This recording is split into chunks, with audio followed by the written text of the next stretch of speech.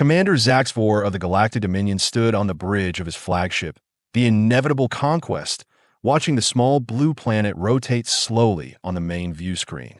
His 4 eyes blinked in sequence, a gesture of contempt among his species. "So this is Earth," he said, mandibles clicking. "The final obstacle in our expansion through this galactic arm."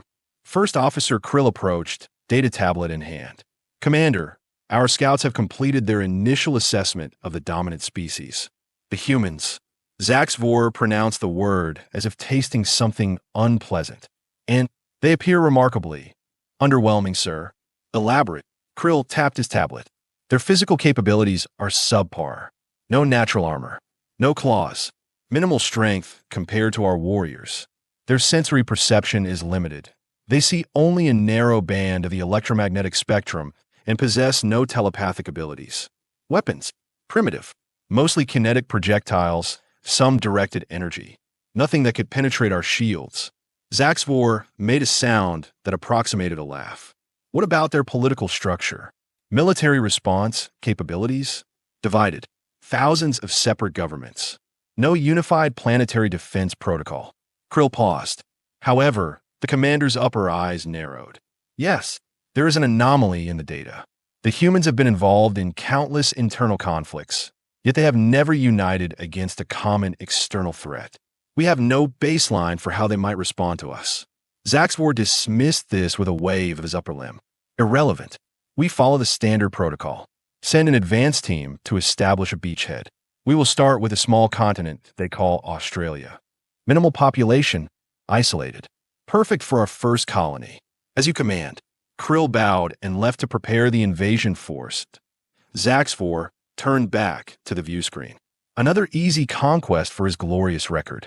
The Dominion Council would be pleased. How wrong he was. Private First Class Thomas Jackson, TJ to his friends, was having the worst day of his military career, and that was before the aliens showed up. IT started with oversleeping through his alarm, rushing to base only to realize he'd forgotten his ID, then getting chewed out by Sergeant Wells for both offenses. Now he found himself assigned to waste management duty at the remote Joint Australian-American Training Facility in the Northern Territory outback. Character building, Sergeant Wells had called it with a smirk that said he was enjoying this far too much. So here TJ was driving a garbage truck across the dusty expanse of the outback at sunset, collecting trash from the outlying monitoring stations. The radio played classic rock as he drove, singing along to distract himself from the monotony. "Just 6 more months, he told himself. 6 more months, then your enlistment's up, and you can go back to college."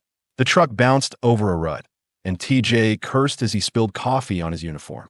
Perfect. Just perfect. That's when his radio crackled to life. "All personnel, return to base immediately.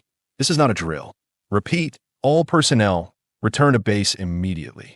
TJ frowned, reaching for the handset. "This is PFC Jackson at Monitoring Station 7. Can you repeat the last message?" "Over." Static answered him. "Hello, base. Do you copy?" More static, then something that sounded like screaming. TJ slowed the truck, a chill running down his spine despite the oppressive heat. He was about to try again when a blinding light filled the sky above him, so bright he had to shield his eyes. When he looked up again, his jaw dropped. A massive ship, and there was no mistaking it for anything manufactured on Earth, hovered over the horizon where the base was located. Smaller craft descended from it like metallic raindrops. "Holy, are those? No way." TJ stammered, unable to process what he was seeing. An explosion bloomed on the horizon, followed by another and another. The base training kicked in. TJ grabbed his rifle from the passenger seat, an emergency pack he always kept stocked. Sergeant Wells had drilled that habit in him, at least. Without thinking, he veered off the dirt road and drove the garbage truck behind a massive rock formation, cutting the engine. His heart pounded in his chest as he tried to make sense of what was happening. Aliens. Actual aliens. Attacking the base. "Think, TJ, think," he muttered to himself. What would Sergeant Wells do? Before he could answer his own question, he heard an unfamiliar sound, something between a hum and a shriek. One of the smaller craft was approaching his position. TJ slid out of the truck and pressed himself against the rocks, praying he hadn't been spotted. The craft slowed, hovering just on the other side of the formation. TJ heard a mechanical sound, Then footsteps. Heavy, methodical footsteps, punctuated by strange, clicking noises. He held his breath. Sweat trickled down his forehead. The footsteps grew closer. TJ gripped his rifle tighter. The figure rounded the corner, tall, insectoid, with 4 arms and gleaming black armor. 4 eyes swept the area, then locked onto TJ. Time seemed to freeze. Then the alien raised something that was unmistakably a weapon. TJ reacted on pure instinct, squeezing the trigger of his rifle. The shots echoed through the outback. The alien staggered backward, greenish fluid spurting from its shoulder, but it didn't fall. Instead, it made a high-pitched sound that TJ interpreted as a call for help. "Oh, crap," TJ muttered, realizing what he'd done. First contact with an alien species, and he'd shot one. "Sorry. I'm really sorry. You startled me. Do you understand English? Can we talk about this?" The alien responded by firing its weapon. A bolt of energy scorched the rock inches from TJ's head. "Guess not," TJ dubbed behind the garbage truck as more energy bolts followed. He needed a plan. Fast. The truck, it had a full tank of gas. An idea formed. A terrible, desperate idea. He reached into the truck, grabbing his cigarette lighter and the rag he used to check the oil. Then he crawled underneath, unscrewed the gas cap, and stuffed part of the rag into the tank, leaving most hanging out. "This is such a bad idea," he muttered as he lit the RAG. TJ ran, sprinting away from the truck and diving behind another rock formation just as the tank exploded. The blast sent the heavy vehicle tumbling through the air, directly toward the alien and its craft. The resulting explosion was far larger than TJ expected. The alien ship must have had some highly volatile fuel source. A fireball rose into the darkening sky, and debris rained down around him. When the dust settled, TJ cautiously peered around the rocks. The alien and its craft were gone, replaced by a smoking crater. "Holy crap," he whispered. "I just killed an alien." Then, louder, "I just killed an alien." His triumph was short-lived. In the distance, more craft were approaching. TJ looked down at his standard-issue rifle. "I'm gonna need bigger guns." On the bridge of the inevitable conquest, chaos reigned. "What do you mean, wiped out?" "Sucks for it. An entire advanced team?" Krill's exoskeleton paled with fear. "The data is clear, Commander. All 30 warriors, 6 scout ships, destroyed." "By what?" "You said these humans were defenseless." "They should have been. Our scouts reported their base was neutralized in the initial bombardment." The tactical officer interrupted. "Commander, we are detecting unusual movement patterns. The humans appear to be..." He paused, confused, organizing a primitive response. "Show me," Zaxvor demanded. The view screen shifted to a thermal imaging view of the ground. Small heat signatures were moving with purpose, setting up defensive positions, establishing a perimeter. "How many human defenders?" The tactical officer checked his readings. "That's the anomaly, sir. We are only detecting one. Zaxvor's voice rose to a shriek. "You are telling me 1 human destroyed our advance team?" "The data suggests yes." The commander's rage was interrupted by an incoming transmission. "Sir, we are receiving a communication from the human. Put through." The view screen flickered, then showed a dust-covered human male in what appeared to be a uniform. He was smiling, which Zaxvor's cultural database identified as either a friendly greeting or a prelude to aggression, depending on context. "Hey there, Thomas Jackson, United States Army. But you can call me TJ. All my friends do." The human's tone was bizarrely casual. "Look, we got off on the wrong foot. One of your guys pulled a weapon on me. I reacted badly. Things escalated. You know how it is." Zaxvor was speechless. The human continued. "Anyway, I just wanted to let you know that I have got your fancy alien guns now. Pretty cool tech. Took me about 5 minutes to figure out how to use them. Oh, and I have wired explosives throughout this entire area." He held up a detonator. "So maybe we should talk this out instead of, continuing this whole invasion thing. This is absurd." Zaxvor finally managed. "You are one primitive being against the might of the Galactic Dominion. Surrender now, and we might preserve your brain for study before we eradicate your species." The human smile widened. "Yeah, about that. See, I'm what my sergeant calls a people person. Super friendly. Get along with everyone. But here's the thing about us humans." His expression hardened slightly. We don't take kindly to threats against our planet. You are in no position to negotiate, Zaxvor declared. Actually, I think I am. While we have been chatting, I have been broadcasting our conversation globally. Right now, every government on Earth is watching this. They know you are here. They know what you are planning. And they are mobilizing. Krill checked his monitors. Commander, the human speaks the truth. We are detecting increased communications across the planet. Military forces activating worldwide. And TJ continued, I have been sending detailed scans of your weapons and ship design to our scientists. Fascinating stuff. We are quick learners, you know. Zaxvor felt his certainty wavering. This was not proceeding according to any invasion protocol. Here's my proposal, TJ said. You leave. Now, no one else gets hurt. We pretend this never happened. Or, he shrugged, I detonate these explosives, taking out another chunk of your forces, and then every nation on Earth unites to fight you. Your choice. You are bluffing, Zaxvor said, but without conviction. Try me. The human's finger hovered over the detonator. 10 seconds to decide.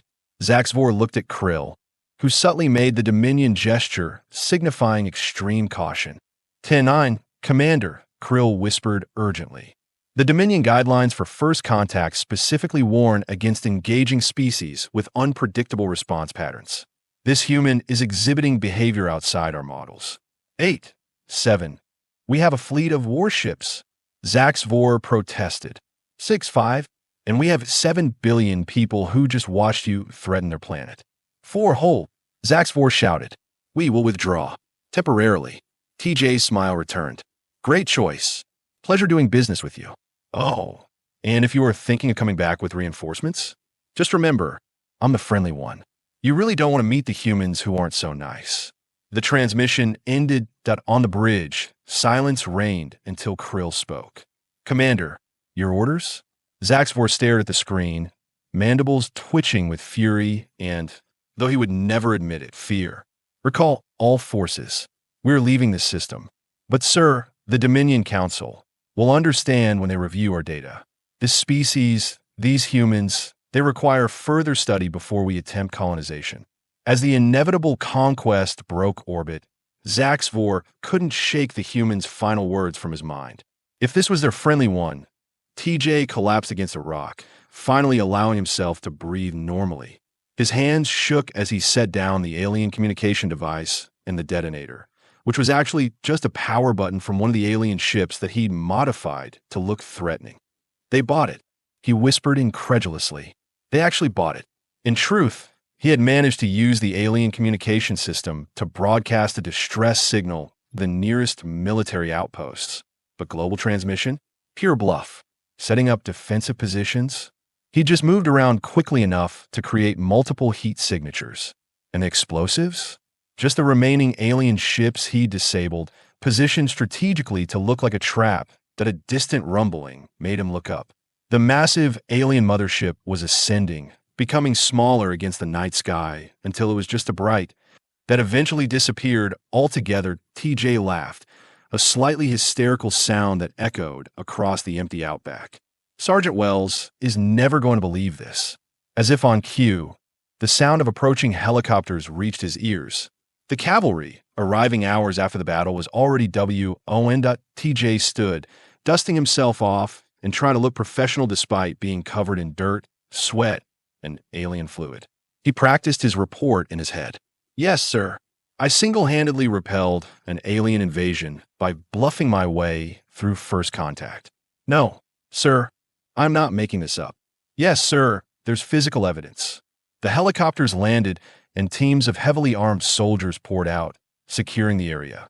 A familiar figure approached, Sergeant Wells himself, looking both bewildered and impressed as he surveyed the wreckage of alien craft. Jackson, what the hell happened here? Your distress call mentioned aliens. The sergeant's voice was laden with disbelief.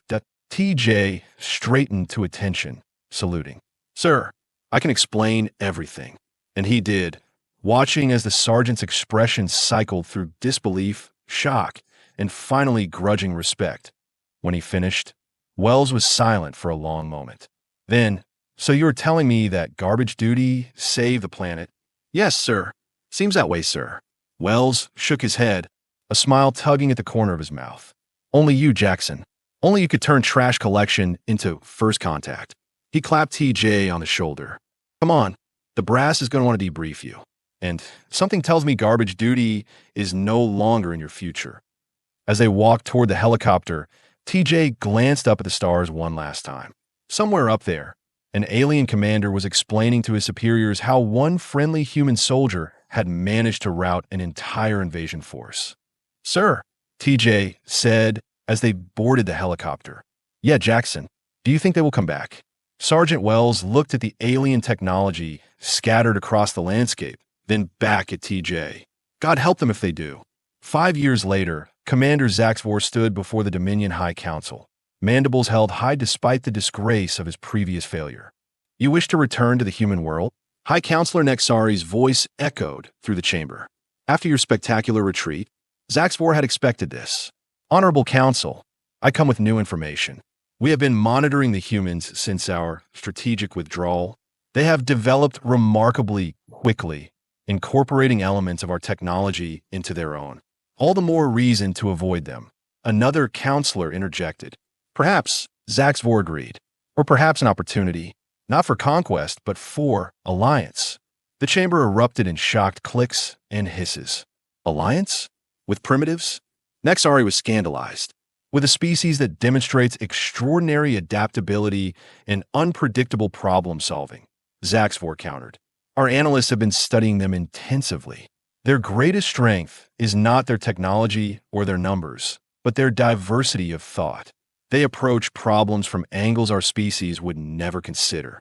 And the one who defeated you? This, TJ. Zaxvor's upper eyes blinked in what the council might not recognize as amusement. He has become something of a celebrity among their kind, an ambassador for planetary defense. And, he hesitated, he has been attempting to re-establish contact with us. This silenced the council. The human extends an invitation for peaceful dialogue, Zaxvor continued. I volunteer to represent the Dominion in these talks. The council deliberated, their clicks and whistles too low for Zaxvor to interpret. Finally, Nexari spoke. Your request is granted, Commander. But be warned, this human has bested you once before. Do not underestimate him again. Zaxvor bowed deeply. Never again, Counselor. On Earth, in a specially constructed facility in the Australian outback, TJ adjusted his new dress uniform. The single star on his shoulder still felt strange. General Jackson, head of the newly formed United Earth Defense Force. They are entering our solar system now, sir. His aide reported that TJ nodded. Right on schedule. Make sure the welcome committee is ready. Yes, sir. Sir, are you sure about this? After what they tried to do? TJ smiled, remembering that terrified private in a garbage truck who had somehow bluffed his way through an alien invasion. Sometimes, the most powerful weapon isn't guns or bombs, he said. Sometimes, it's just convincing the other guy that fighting isn't in his best interest. He straightened his tie and headed for the landing pad where, in minutes, Commander Zaxvor would arrive. This time, hopefully, as a friend rather than a conqueror. As the alien ship descended, TJ couldn't help but grin. Let's show them how us friendly humans really do diplomacy. Behind him stood representatives from every nation on Earth, united at last. It had taken an alien invasion, or the threat of one, to bring humanity together. Now they faced the stars not as divided nations, but as a single world. The ship landed, its ramp extending to touch Earth's soil. The door opened, and a familiar insectoid figure emerged. TJ stepped forward, extending his hand. Welcome back to Earth, Commander. This time, let's start over. Hi, I'm TJ, and all my friends call me that. After a moment's hesitation, the alien extended one of his four limbs. Greetings, TJ. Zaxvor. Perhaps we too can become friends. TJ's smile widened. I like that very much. And trust me, you made the right choice coming back peacefully. Oh, the alien's head tilted. Yeah, because now you get to meet all the humans who aren't as friendly as me. Behind him, Earth's unified military stood at attention, weapons at the ready, just in case the Zaxvor made a sound that TJ had learned to interpret as laughter. I suspected as much. Together, human and alien walked toward the facility, beginning a new chapter in galactic relations. One that started with a garbage truck and a friendly soldier who had convinced an entire alien armada that humans were not to be underestimated.